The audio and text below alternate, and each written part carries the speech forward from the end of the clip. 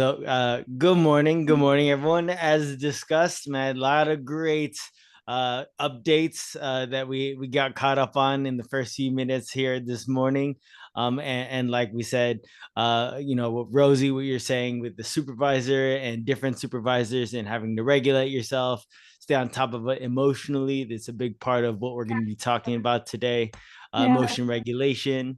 And then Priscilla, right, having to deal with so many different bureaucracies to get you the access and the care that you need following a recent concussion, right? So we're using metacognitive practices to keep in tracking how we're feeling, and then in order to regulate ourselves emotionally, so that we That's get bringing what the over care pillar that number we need. 6, stress Yeah. management. Oh, Yep. So stress. that Yeah. Yep. So that we get the care that we need, right? So I love that. And so Priscilla, shining star here, modeling all of the things that we need to do following a concussion to see which providers I need to see and things like that. So thank you very much for modeling that process, right? And that actually you're in a great place to be, so that way we can follow you along the way. So this is perfect. So perfect. Welcome. Good morning again, everyone. This is Cognitive Workshop. We are now in module 7, right? So we have been together almost about 2 months, almost just about. And so again, disclaimer: the voices, opinions voiced in this workshop are those of the host and do not necessarily reflect those of Providence St. Jude Medical Center. The content provided in this workshop is for informational purposes only. It is not intended as medical advice. Please consult with a healthcare professional for advice regarding any medical condition or treatment. And so, while not mandated, please keep any and all confidential information shared amongst ourselves and within this virtual room. If any information is shared that makes anyone reasonably suspicious that abuse of a child, elder, or dependent adult is occurring, I must break that confidentiality in these circumstances. And as for Zoom etiquette, please remember to mute your microphone when you are not speaking to reduce the background noise so that everyone can get the information here clearly. If you'd like to speak or ask a question, please use the hand raise function at the bottom of your screen. I will also periodically open up for questions. Otherwise, please use the chat function to type in a question or to chat with other attendees. And so, Caitlin, Vanessa, if you can field the chat to ensure that any necessary actions are taken appropriately. Sharing of any and all resources is greatly, that's 3 greatly appreciated. So please do so. If you come across anything that has been helpful, please share. And as a reminder, these meetings are being recorded, as well as each of the 12 morning sessions in this workshop series. There is an afternoon session that is longer than 1 hour and will not be recorded to facilitate discussion amongst ourselves. Should you be more comfortable with attending the later session instead, you may also elect to come to one or both or one or the other and switch from week to week. So the recording will become available as soon as possible via email on our YouTube channel, and the recording will only include presenter mode, so no one's video will be shared, and your voice will only be recorded if you speak. So otherwise, please use the chat to enter questions or to chat amongst the other attendees. So perfect. We are now in module 7, right? Metacognitive strategies, thinking about thinking, and emotion regulation. Such an important skill and concept, right? I like, if I thinking about my recovery, if I was not able to stay regulated in so many different fashions, there's so many different pressures, so from other people, from insurance, from car insurance, depending on how you got your injury, and then your family and supports or lack thereof, and all these other situations that can really add a lot of dysregulation. So it's important to stay regulated in order to keep on track in terms of our recovery. So we are going to open up with something that we opened up in the very beginning of this workshop series: post-concussive symptoms, right? And so this is an old term, I will say. So headache, dizziness, difficulties concentrating, light sound sensitivity, drowsiness, loss of balance, nausea, vomiting, insomnia, sleep disturbances, visual disturbances. These are some of the most common post-concussive symptoms. Now, the rates, according to the ICD-10, right, and we'll get to see in just a moment, the ICD-11 is actually out. So the ICD-10 is now an older version. And so about 50% still have persisting symptoms after concussion, up to 12 months and beyond, right? So all of these persisting symptoms can impact quality of life, family life, work, increased healthcare utilization, etc. And it's estimated about 5.3 million US citizens have a TBI related disability at any given time, right? So this may be due to 40% having two or more chronic neuropsychiatric diagnoses, like with the mood disturbances, along with some of the physical difficulties like headache, migraine, photophobia, like light, sound sensitivity, drowsiness. But as we were saying, the ICD-11 is now the current, right? And so the preferred terminology for what we're talking about here. So post-concussive symptoms is more of an older version. It's an older term, and more the preferred terminology now currently is persisting symptoms after concussion. And so the slight change here is to highlight the temporal nature of it, right? So post-concussive symptoms, the old term seems to kind of attribute these to the concussion, where there may be other things that are important, because the body is a system. The brain is part of the body, and the body is part of you, and you are an entire system, and that system's in a system of friends and family, work, coworkers, and all of that is housed in a larger system, right, of culture, and that, and larger and larger systems. So the preferred terminology, persisting symptoms after concussion, highlights that there are persisting symptoms, that we are respecting the brain injury, right? That we're still acknowledging that there are persisting symptoms after some head trauma or brain injury. However, the persisting symptoms after concussion highlights that there may be many other systems to consider when trying to attribute a causality.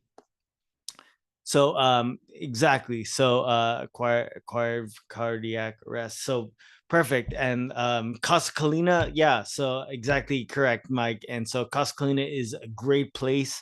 We work with their Brain Injury Research Center, or their BERC. Dr. Schnickers, we've worked with them at Casa Colina. Very wonderful people, and please give them our best regards. And so when considering post or actually, excuse me, Berta, you had a question there, Berta? Oh, and you're muted. Yes, the question is just, when is the time of the afternoon workshop? The afternoon workshop is at 1:30 p.m. Okay, and that goes till 3? Yeah, that goes to 3. This only goes till 10, so, or 11, so it's only an hour. So the afternoon session is longer.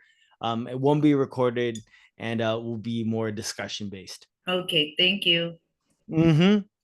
Absolutely. Great question. So when considering these persisting symptoms after concussion, and depending on the etiology of the brain injury, it could be traumatic brain injury. It could be from cerebrovascular accidents or strokes. It could be from anoxia, hypoxia, or lack of sufficient oxygen, or even infections. And so the persisting symptoms after concussion, we can essentially talk about this in a way that it is, because of the preferred terminology, we can say persisting symptoms after stroke, persisting symptoms after infection, persisting symptoms after a whole host of etiologies of brain injury. So the when considering the preferred terminology, persisting symptoms after brain injury, we want to think about for providers, right? This is more for providers, but also it's something that you can keep in mind when you're meeting with your providers, is that we need to respect the brain injury, right? So I mean, a patient, right? One of us survivors may arrive from another clinic, right? With the, the PCS, persistent post concussive symptoms label, and maybe you've never had an appropriate or thorough workup for the initial injury and its symptoms. And so, like you guys were saying earlier, Rosie Berta was talking about like cervical neck pain. Do you have neck pain, Priscilla? Right? And so, yes, right. And if it's at the base of the neck and it's persisting, that becomes significantly distracting. And then all of that, the distraction can make it difficult to concentrate. And then, neck pain, severe neck pain can make it difficult, positional discomfort that make it difficult for you to sleep, and you get sleep disturbances, and then sleep disturbances make it harder to get quality sleep, and then the next day you're feeling even worse, and then the next day even worse, and then it just keeps getting piled on the next day and the next day and the next day. So when symptoms are persisting after concussion and not improving, or symptoms are increasing in frequency or intensity, right, in the absence of a new injury, multidisciplinary evaluation by clinicians with expertise in brain injury is critical, right? And so this is when brain multidisciplinary eval is critical. And so focus on restoration, right? Restoration of function. Restoration of function.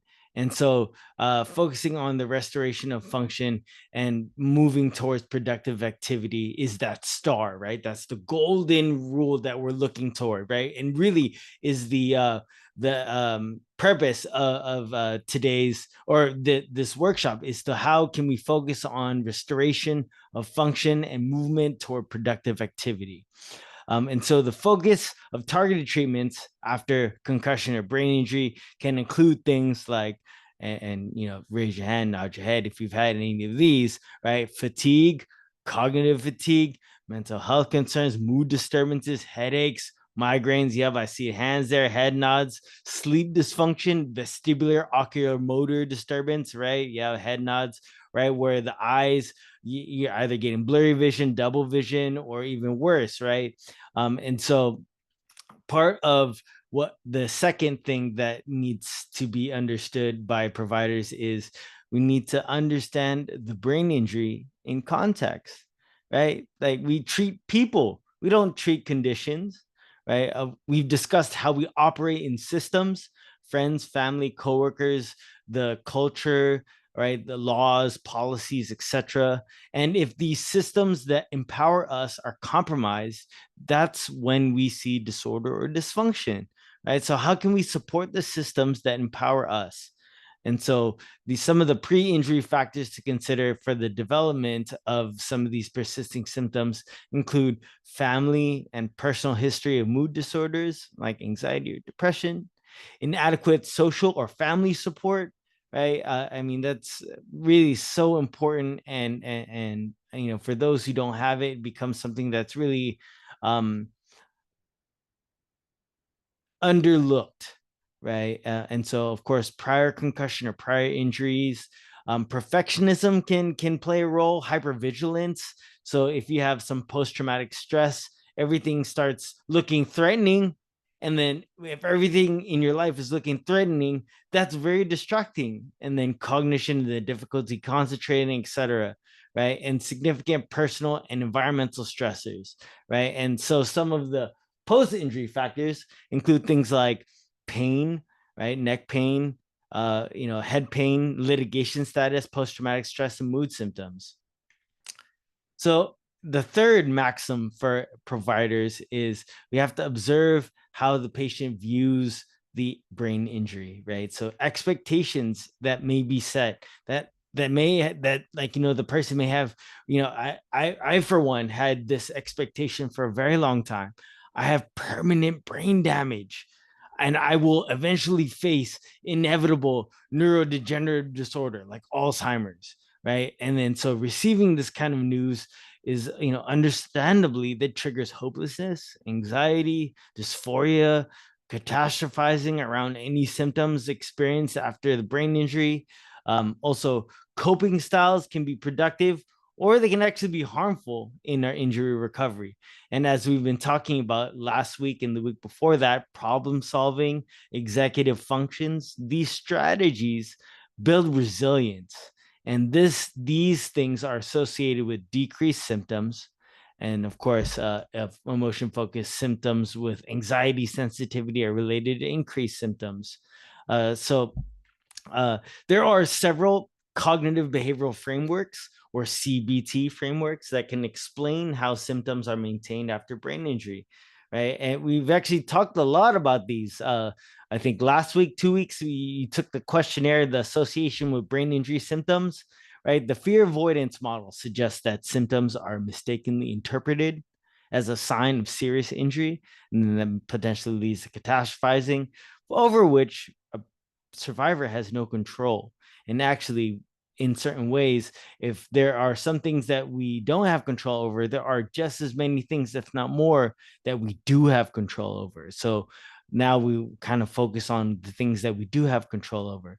So the patient or the survivor then increasingly avoids activities that worsen symptoms because it's worsening the symptoms, although in reality avoidance of this activity can actually lead to increased disability, right? The cocoon therapy that used to be said after brain injury, is, as we're finding in the research, is not only not the right thing to do, it's actually potentially dangerous, right? You avoid, you socially isolate, and then that withdraw and that increases the depression. And so patients may avoid cognitive exertion, the cogniphobia, or even physical exertion. It's called kinesiophobia, right? And so these kinds of things can impact maintenance of symptoms long term. And so recently, there's a JAMA viewpoint that really called attention to what is called the pseudo medicine industry, right? So these are supplements and medical interventions that exist within the law and are often promoted as scientifically supported treatments, but they actually lack credible efficacy data. And so this pseudo medicine has also increased in like concussion arenas. And so while these interventions may be viewed as technically quote unquote harmless, these interventions are really not ethically, medically, or financially benign, right? It's very expensive, right? I mean, you could say like, oh, a lot of these providers will make you feel as if there is permanent brain damage due to some brain injury, and that only expensive technologies and products can cure them, right? And so in contrast, education like we're having here, the reassurance that we have with each other, and evidence-based clinical management, those 11 clinical practice guidelines, they're actually low tech, and this class is minimal cost. Actually, it's free, right? Provided for free, right? And yet it's shown in research to be highly effective interventions for facilitating recovery after brain injury. And so ultimately, what we're trying to do is show you that there are things that you do have control over, while there may be some things that you don't, right? I want to be sensitive to that. There are many things that you do. And so, how can we avoid the avoidance? We talked about this last week, right? When you may have pain or fatigue, and I think was that cat was withdrawal, even, right? Talking about withdrawal, right? Like we'll talk about pain. You rest for a little bit, and then when you rest too long, you become stiffer. Then pain movement is more painful. Then you move less. Then you lose fitness, and then this whole cycle starts over again, right? And the cycle happens for fatigue as well, right? And also for withdrawal, we can think of this in withdrawal as well. And so, how to avoid the avoidance, right? We say, uh, you know, uh, the good pacing, right, means here, right? So we want to avoid the boom bust pattern. For me, right, I was even saying I gotta watch this with my I anaerobic exercise, so I do weight training. And so ultimately what what I found myself doing was doing a whole bunch, then getting sore and getting fatigued, tired, spent, and then resting for like 2 or 3 weeks, and then doing it again, and then resting 2 or 3 weeks, then do it again 2 or 3 weeks. And that was ultimately not helping me at all. If anything, I was just kind of putting myself in a worse and worse position. And so ultimately, good pacing, we need to go with pacing, right? Good pacing means knowing when to stop and take a break. Place a clock in full view or set an alarm, right? To go a certain amount of time. Someone in the afternoon session, right? Exactly right. Kind of like a Pomodoro. That's exactly right, Berta. Someone in the afternoon session wants to work on fitness and has been realizing that she's been doing 30 minutes and then tired for like a week or 2 weeks. So, and then she does 30 minutes again, then tired for like a week, 30 minutes again, then tired for a week. So realizing that she's doing this boom bust situations, and so now has set an alarm for doing 15 minutes instead, and has been very helpful because she's ultimately finding that the value of her doing this is so that she can improve her endurance and fitness for when she goes to a family and friend trip to Japan. And so that way she can participate for the duration of the vacation. And so she's going after the workshop is over. So what she's doing well, right? And so pacing is an important part, right? And so here's what we're talking about. So here are some of the steps. And so the most important part is to make the most out of a break, right? It's important to change your position or your body posture. And some activities will require shorter breaks. Others will require longer breaks. So I can't give anything too prescriptive. It's going to depend on the person and the activity, right? So basically, the whole idea of I make decisions based on how I'm feeling at the time. Now, while this is often part of the boom bust over exertion cycle, doing more on good days and suffering the consequences for the next couple of days. So remember, do the pacing and put in those strategies to ensure, right? Berta called them the Pomodoros. They can also be reminders, they can be clocks, so you can set the time or even repetitions or what have you, maybe laps around the block, what have you, right? So remember to track so that way we can adjust if necessary. So as we were talking about the pain catastrophizing, right? This is separated into overthinking about the pain to the point where it magnifies, right? And then magnification to the point where now you feel so overwhelmed, you feel helpless and hopeless about the situation, right? And then ultimately cognophobia.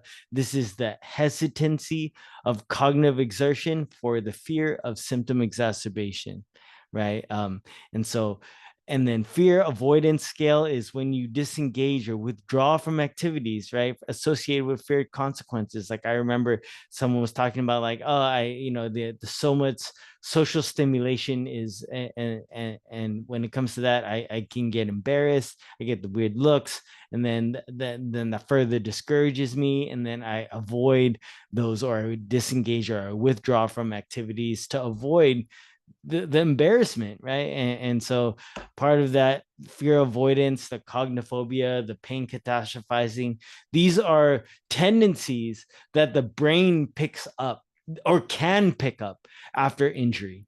And so part of the association with brain injury symptoms questionnaire was really just for information to maybe provide some insight about maybe some less than good habits that your brain may have picked up since your injury, right? And how do we know, right? And so part of this is practicing those metacognitive strategies, right? Here's that list of 9. I've showed this in week 3, week 5, and again in week 7. So these are the different metacognitive strategies that I highly encourage to implement in every day. And so part of using those metacognitive strategies is for emotion regulation, right? Priscilla talked about it earlier. Rosie talked about it earlier, right? Ooh, excuse me. And so what is emotion regulation? So this is really the ability to 2 parts, right? We can change our thinking. That's exactly right. I love that, right? And so the ability to identify and then influence an emotion, right? So the two real questions that get at the emotion regulation is, first is, what is going on? What what is happening for me right now, right? And that's so important, right? Especially before getting upset, right? And then two, what can I do about it? Are there things that I can do actively so that I don't get dysregulated, so I don't yell, so I don't X, Y, and Z, right? And so this two-part question is really emotion regulation in a nutshell. What is going on and what can I do about it, right? And so what is not emotion regulation? This is acting out, right? It's repressing or suppressing feelings like, oh, I'm very upset. And so I'm just going to stuff it, right? And then I'm just gonna stuff it. And then emotion regulation is really not about getting rid of emotions altogether, right? It's a very natural process to have emotions. We're people, right? We're humans, right? Emotions are what makes life exciting, right? Emotions is what makes life, uh, you know, engaging, interactive, right? And emotions really tell us that we are engaging with the things that are around us, or not, right? And so in some emotions that are that come with withdrawal, sadness, it becomes a signal that we are less engaged or less interacting with the environment that we would like to be, right? And so it really allows us to be aware and describe our moment to moment experience. And so the second part, right? The emotion regulation, it leads to actions that are purposeful, goal oriented, and all this whole workshop is all about goal oriented. What are some personally meaningful goals that we can take together? What are steps that we can take together to ensure that each week we're taking meaningful, progressive steps forward? Even if it's just the smallest inch forward, right? That's still a step. Yes, Britta, you had a question. Maybe a comment, Oh, yes. kind of to answer the question, what can we do together? Maybe learn a new exercise like the grounding technique that I was talking about, but I don't Yeah. really can't describe it, but it's on my TikTok profile. It's a 1, 2, 3, 4, 5. You know, one Yeah. thing you can, whatever, two things you can, then something like three things you can smell, four things you can touch, five things you can, and it's, kind of calms you down in one of those situations.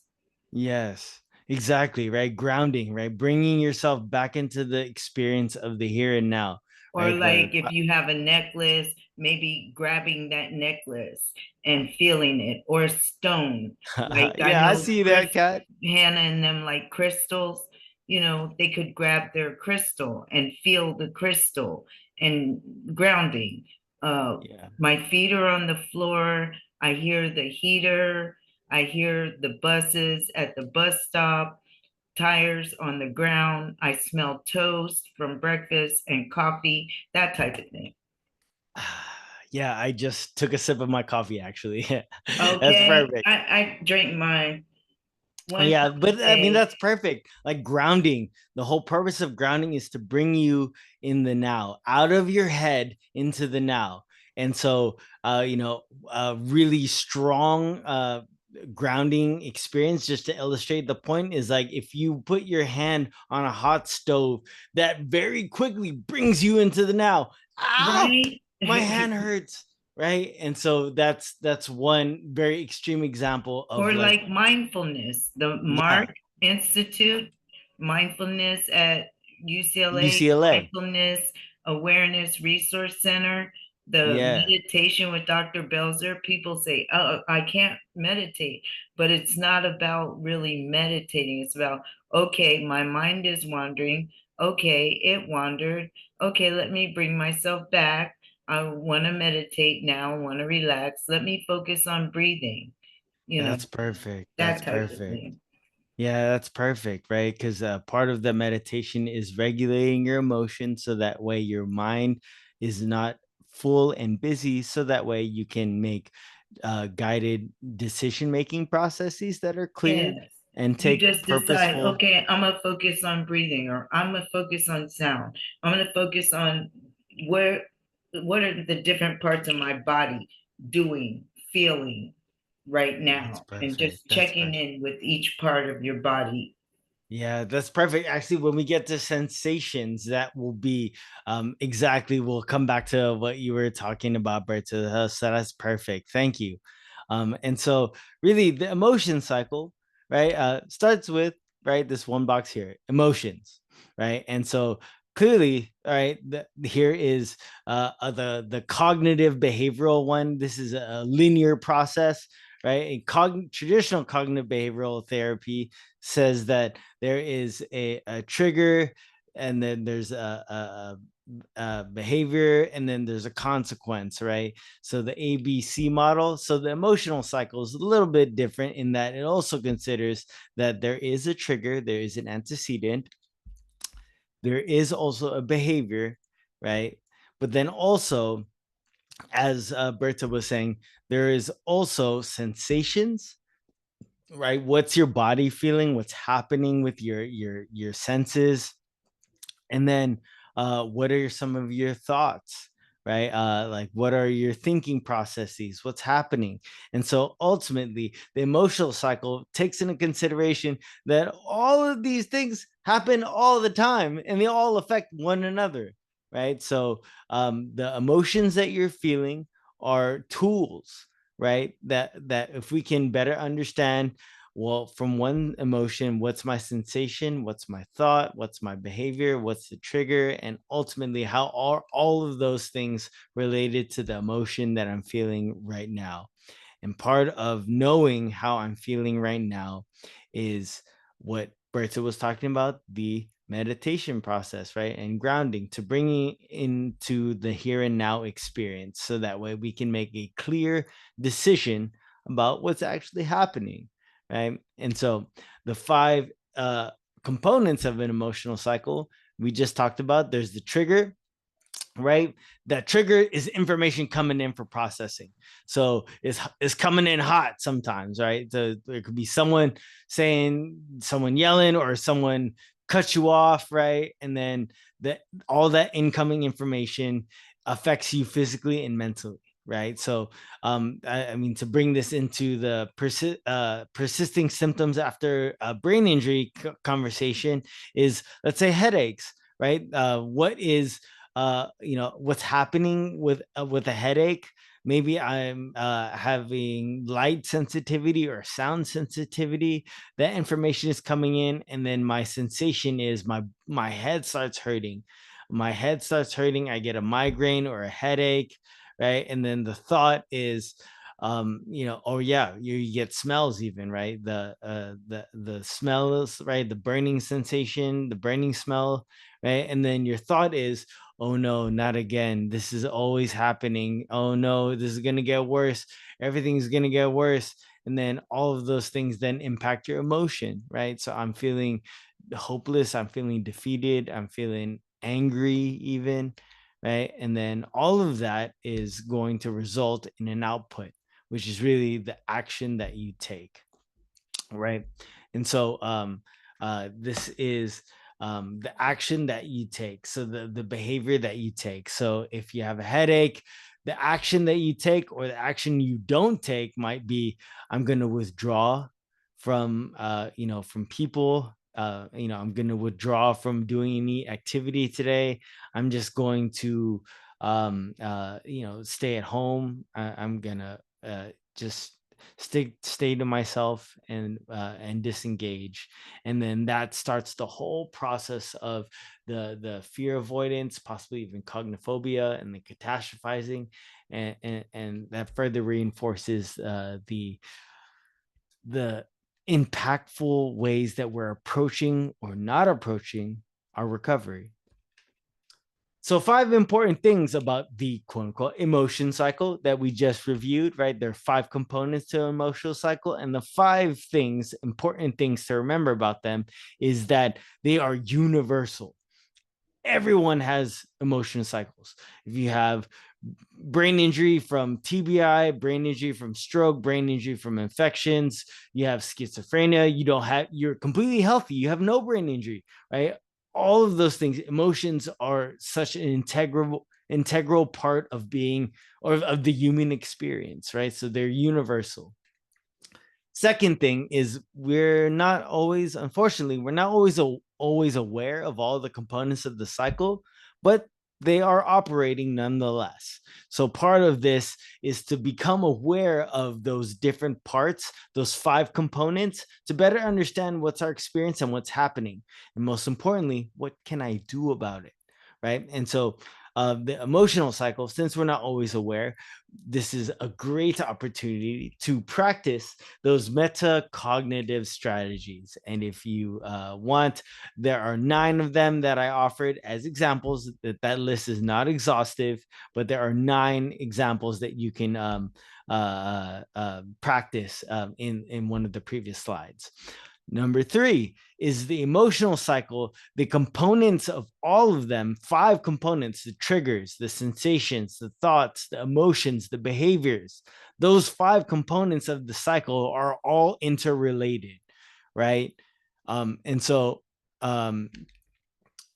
changing one, and because they're all interrelated, changing one component changes another component, right? So if the behavior is this big blue ball here, right? If the thoughts, sensations, and emotions are nicely, evenly balanced, the behavior, well, if you were to change one, then that is to change the whole balance, you unbalance everything, which might be a good thing, right? If the behavior is not helpful, it's not constructive, it's negative, it's leading to poor consequences, then maybe a slight adjustment can fix that from unconstructive to constructive behavior.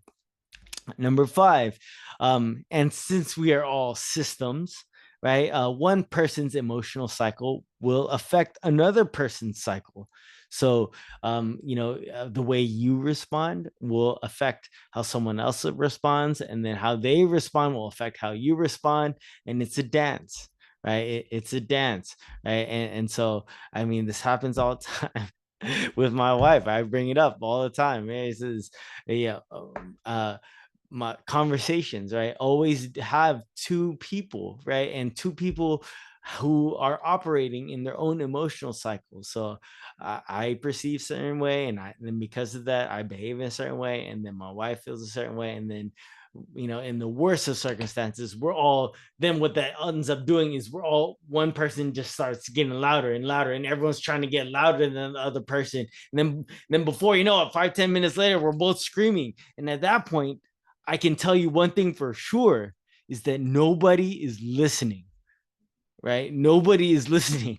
And so we need to take a time out, right? All right, 5 minutes, 10 minutes, right? I'll come back, right? And then we'll do this again, right? But ultimately, again, we use the emotional cycle to answer 2 questions, right? What's going on? And most importantly, what can I do about it? Right. So there are 2 parts. Part 1 involves describing your emotional experience in the components of the emotional cycle. Right. So what was the trigger? What was the trigger? What's my body feeling like? What are my thoughts like? What's my emotion around the whole thing? And then what do I do? What's my action in response? And then, of course, how I respond is then going to impact my emotion, right? Whether or not that behavior is constructive or not. And then that's going to affect everything else, right? So it moves forward and then moves backwards, right? And so the part 2 is the intervention, right? What can I do about it, right? So now let's try some examples, right? So but before we get there, we're just going to talk about the types of emotion cycle. Of course, there's a past cycle.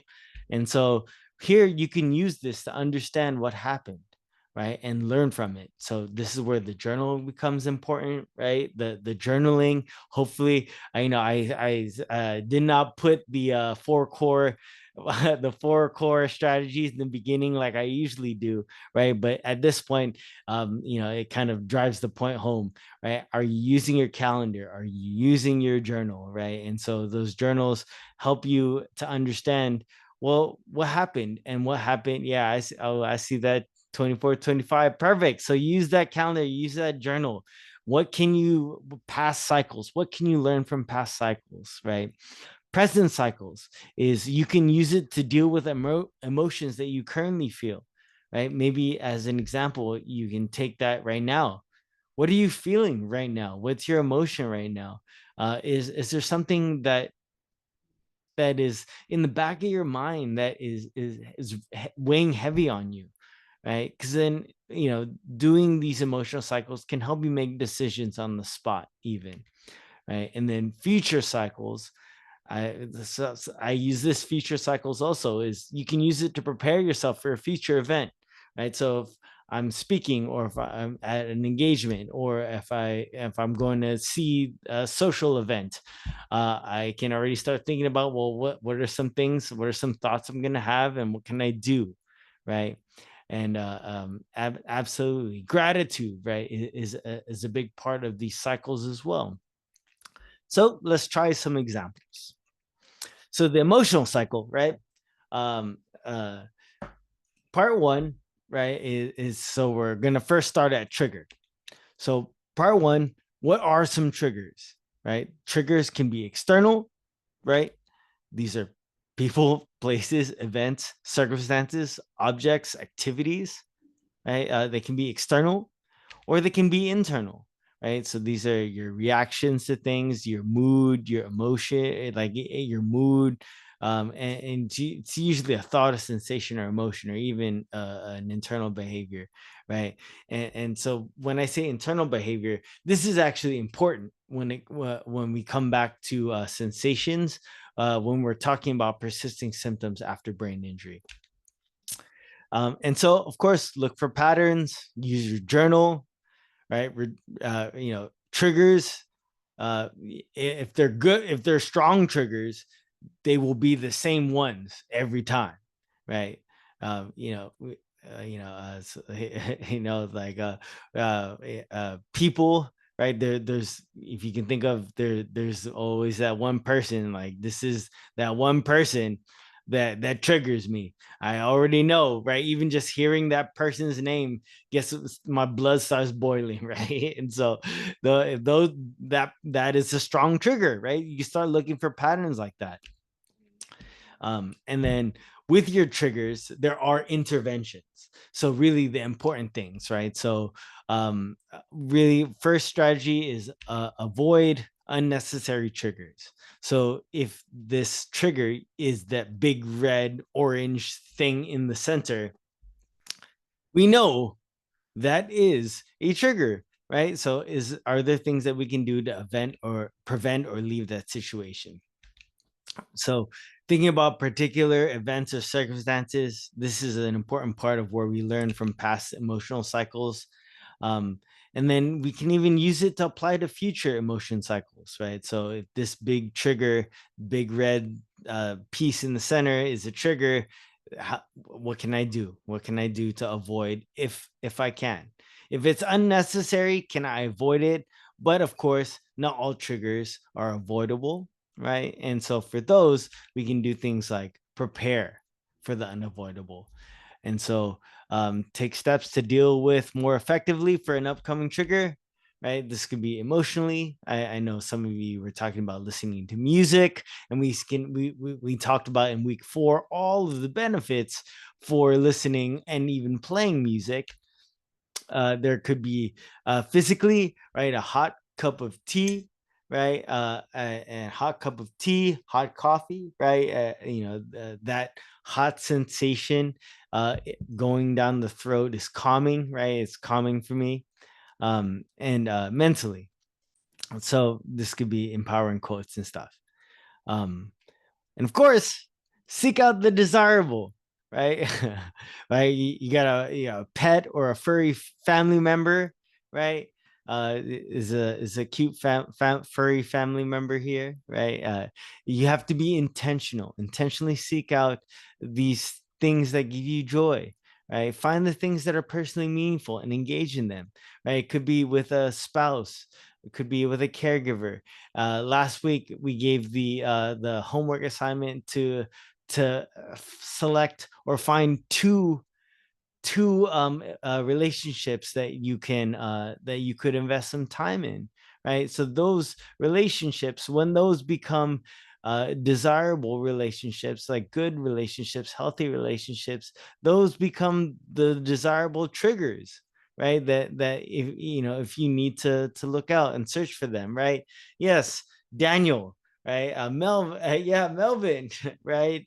Right, all of them, right? So those become really important And friend of relationships. the sea, don't forget Marvin. That's friend Oh, of and the sea. He's the uh, oldest, 31 billion seconds, like Leo.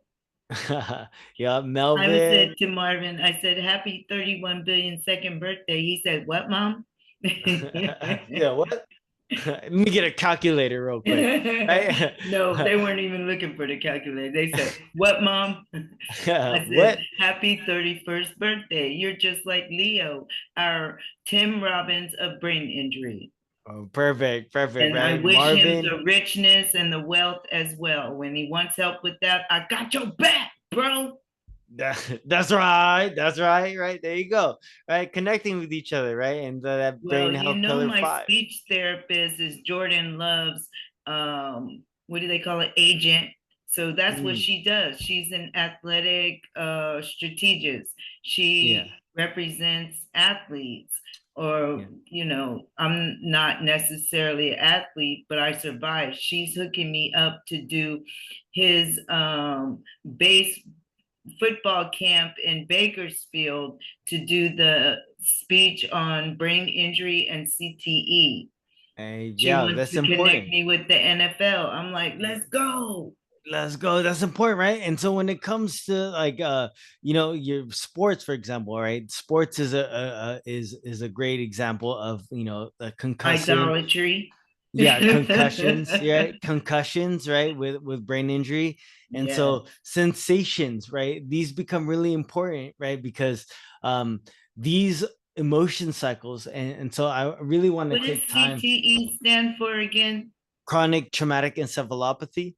Chronic traumatic encephalopathy. And a lot of like football players, boxers, soccer players get that, Yeah, but yeah, they can yeah, and only and tell so after death.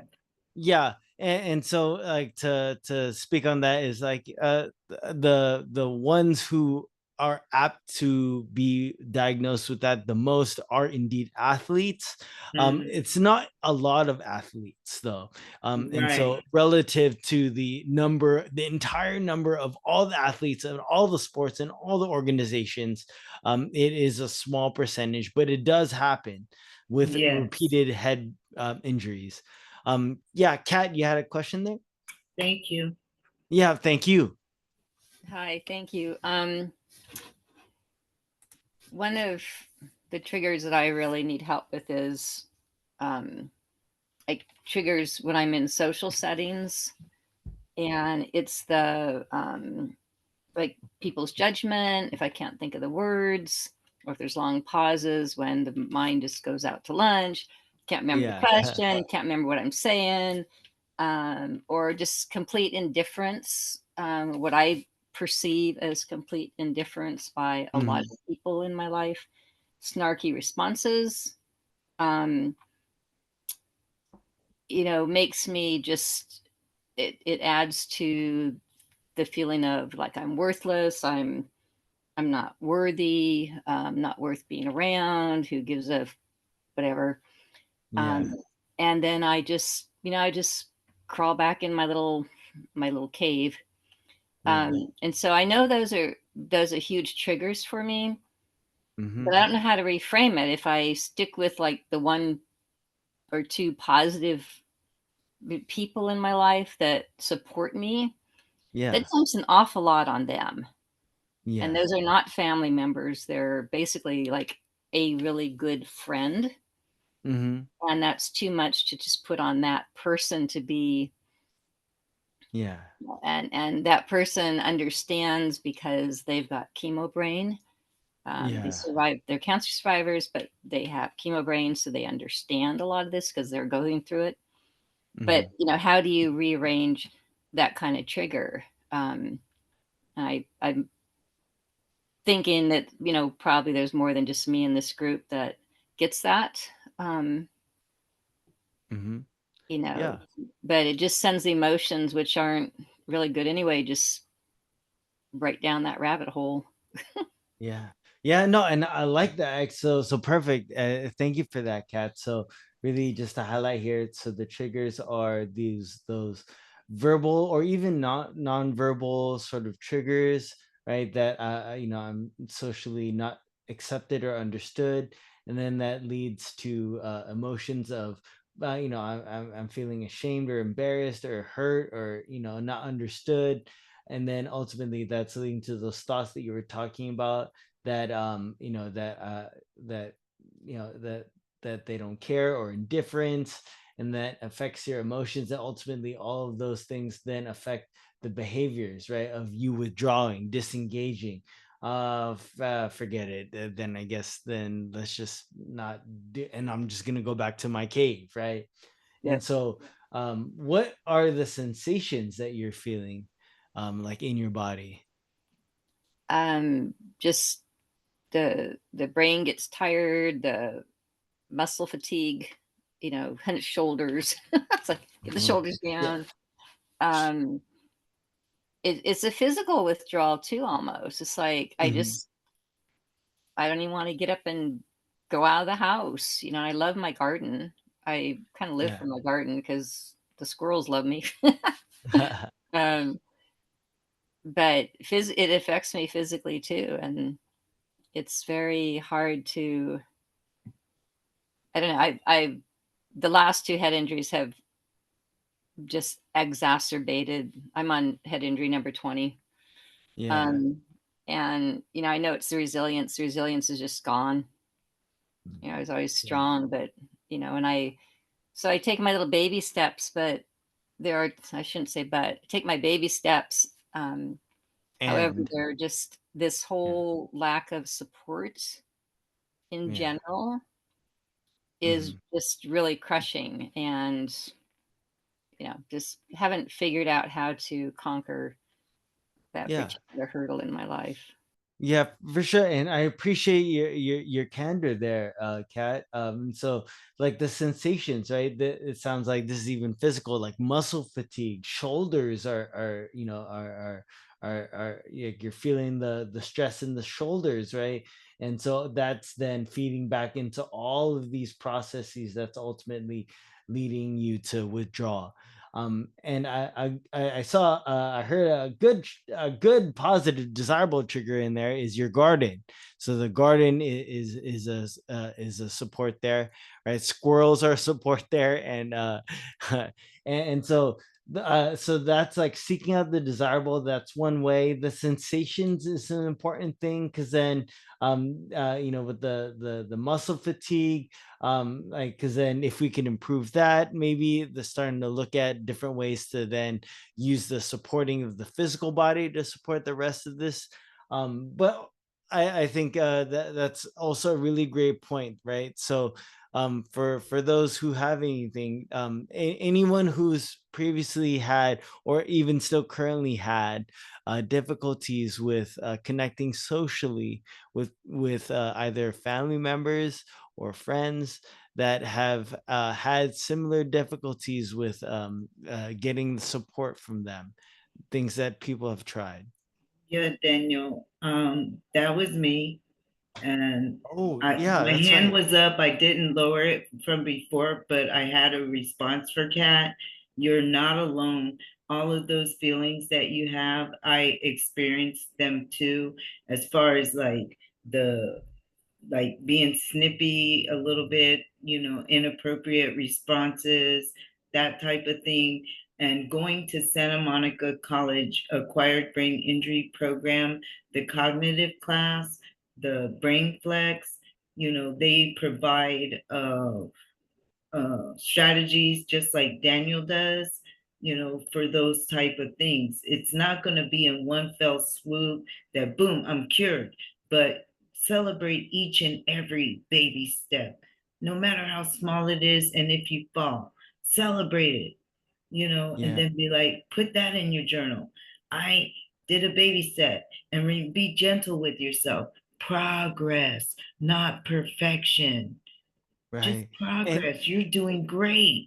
You're yeah, and acknowledging all of these things. That's a success right there. that's right. That's right. And for your sister, I remember that there was a while for Yeah. your It's sister. like I That sent her, my sister is Jewish, and I sent her a Hanukkah card with a Hanukkah stamp, and that seemed to melt her like ice. She called me and she was just like, "Oh, Berta, I love it." She's like, "Oh," she was so touched. I could hear the tears welling in her eyes. How do you hear tears? Okay, you know what I mean. But yeah, she called, she sent cars, cards, CARDS, plural, plural. realizing that my speech, like talk to text, is not exactly what I'm saying. So I might have to spell some things because, like I said, I learned to sell. I want to take a course learning to sell ads. No, not that. Advertisements. Yeah, yeah, yeah. Not And the so other thing. and I love what you said there, Berta. I think that's so important. Is with family members that seem like ice, right? Like they're Yeah. ice. You're cold, right? But look at Is my to sons that, their dad had ruined that relationship I have with my two sons through his shenanigans and divorce and things of that nature. But Melvin helped me find my sons and reestablish those relationships. Daniel talks to me every Saturday. He calls and does cognitive games with me on the phone. It might be hours, but he will talk to me on the phone for hours. And yeah, Marvin, I'm fortunate when I get to talk to him, but I can call him and ask him about, the computer issues, because both of them have been fixing computers since they were like 6. Daniel uh, codes. And so does Marvin. They do video game coding. They write new endings for games and things like that. I'm like, are you getting paid? They're like, nah, we're not really interested, and that's yeah. cool No, not, too. and I love what you're saying there, right? I love what you're saying there, right? Reestablishing connections with your sons, Daniel and Marvin, right? And then Huge. yeah, and And then I have reconnection. 5 furry grandbabies.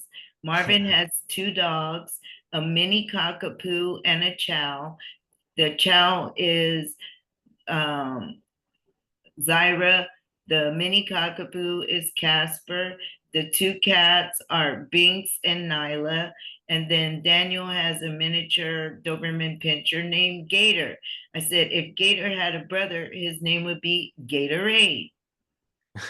I'm Right, stupid. Y'all know exactly. I'm going to be a comedian. I'm going to pay Jamie Foxx 28 million to do his story. What had happened was, Yeah, and like that's Jake exactly Paul right. paid Mike Tyson 28 million, Yeah, and but he don't have to show his that's little. exactly right, and that's exactly right, Berta. And the reconnection with those relationships, both your sister, Yeah. Daniel and Marvin. Oh, and my What I'm aunt hearing there, Wanda, she came to yeah, group 2 one time.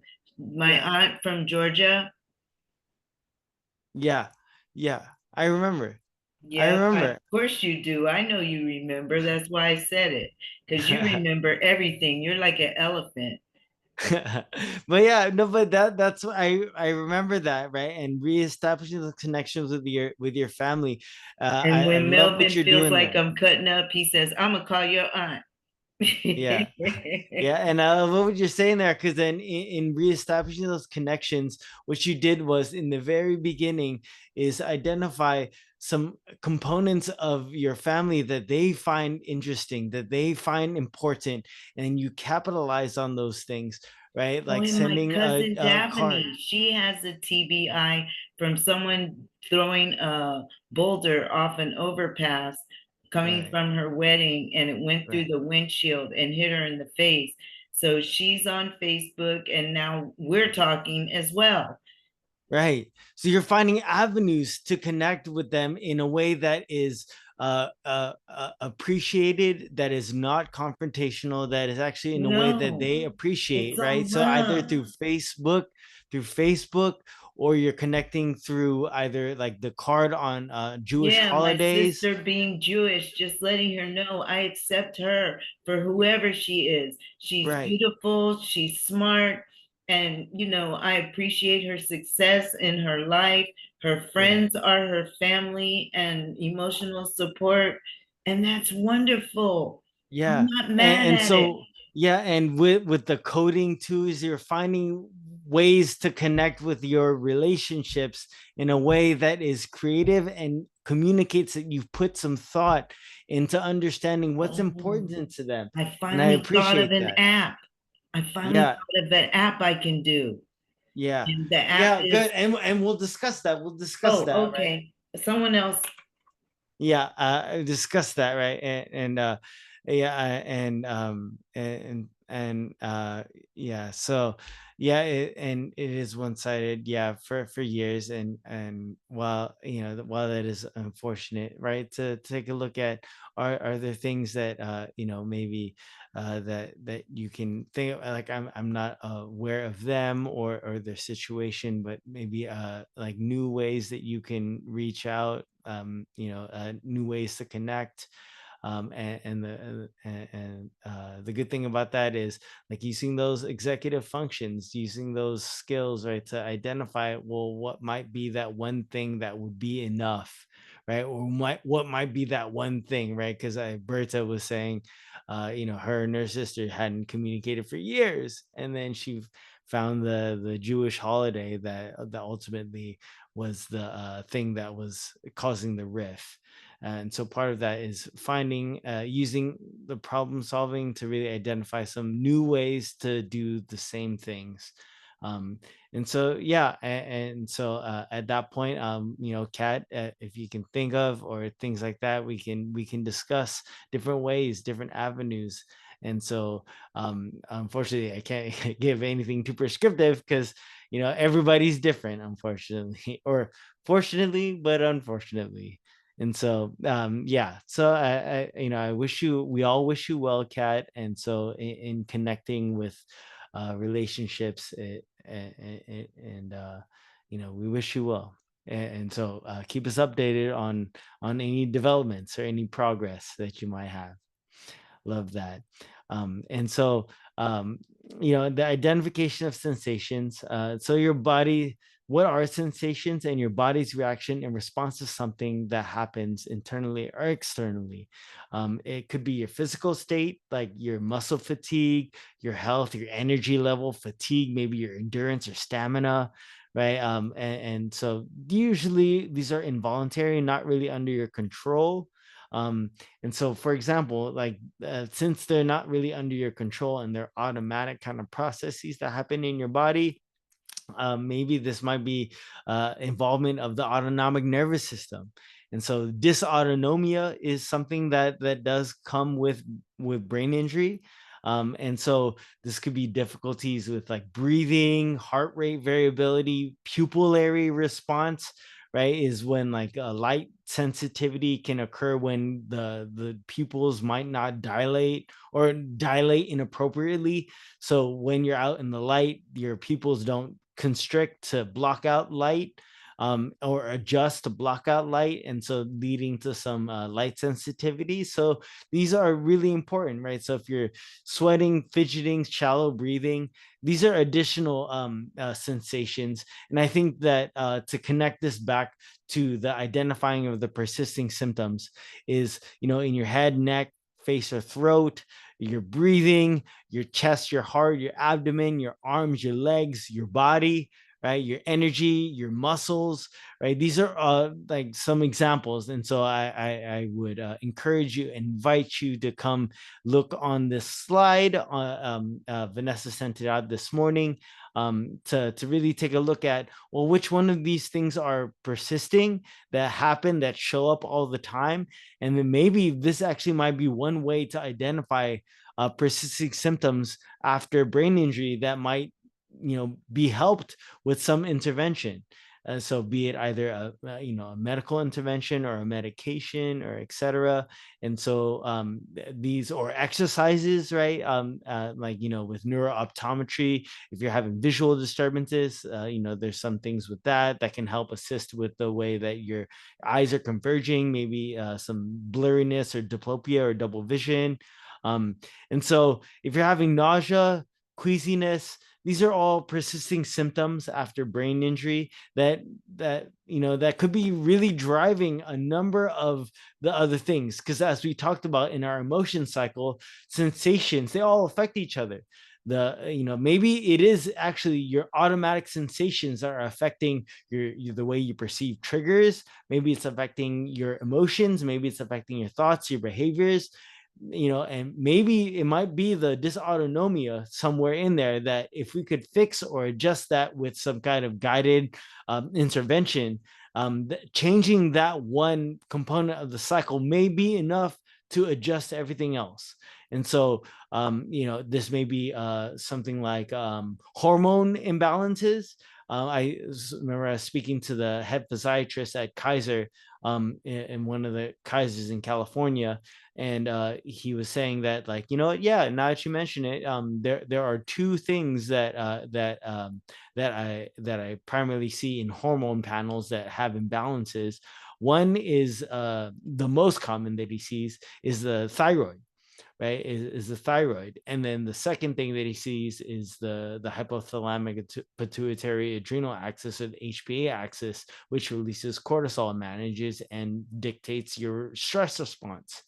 So those two areas have been shown in survivors of brain injury that this particular physician has worked with, that has been kind of high yield. And so these are things, right? Maybe it's, maybe it is an automatic sensation that we can identify. And so, as we were saying in the very beginning, with the first maxim of the emotional cycle is, you might be coming in, you might come from get healthcare from someone after a brain injury, and there was a lack of a thorough and comprehensive evaluation to rule in or rule out other things.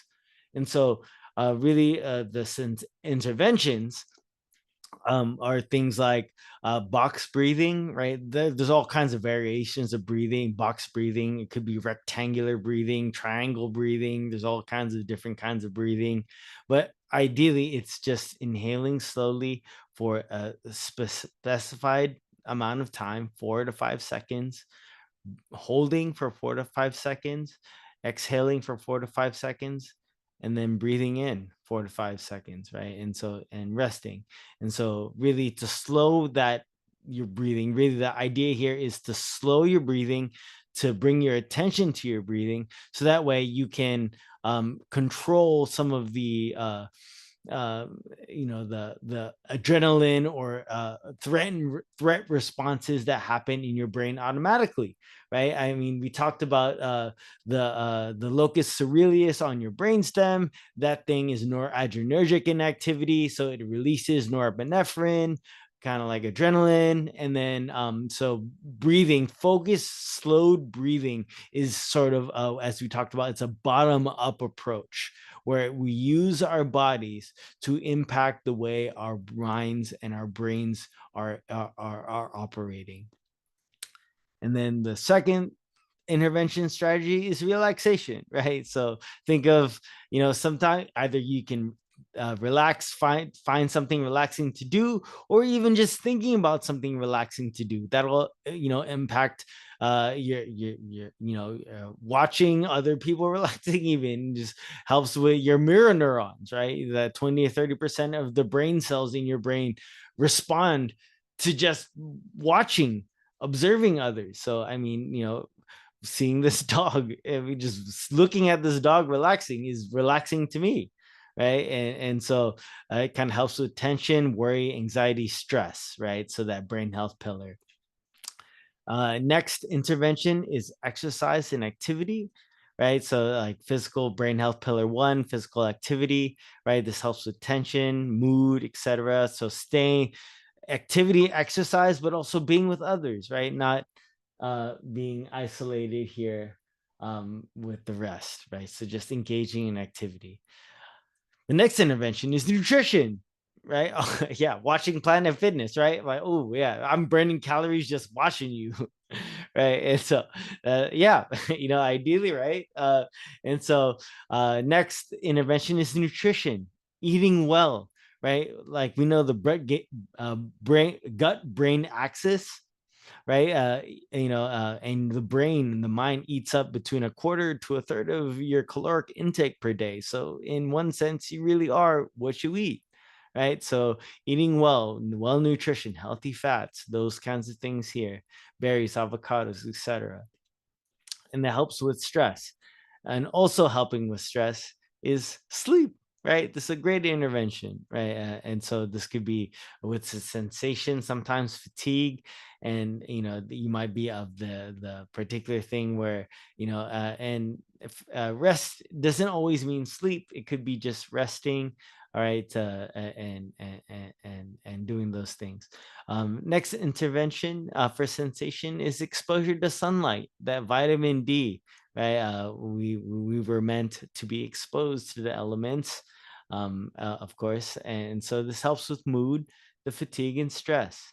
And of course, I mean, there's also the 7 where there are medications or supplements that may help with medical or emotional conditions, right? And even sometimes even supplements, L-dopa, right? Those kind of things, or even what was the rhodiola rosea, kind of can help with mood, and help with attention through mood. And so those are kind of some things, but of course, consult with your primary care physician.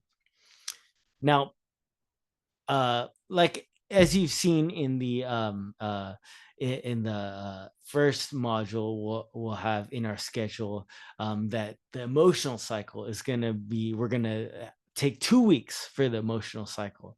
So the emotional cycle will finish it up. So we'll do the thoughts and behaviors next week. Then we'll also do some examples, and when we get to the examples, we'll stop the recording when we get to the examples, so we can really focus more on those sharing with not having to feel the pressure of being recorded.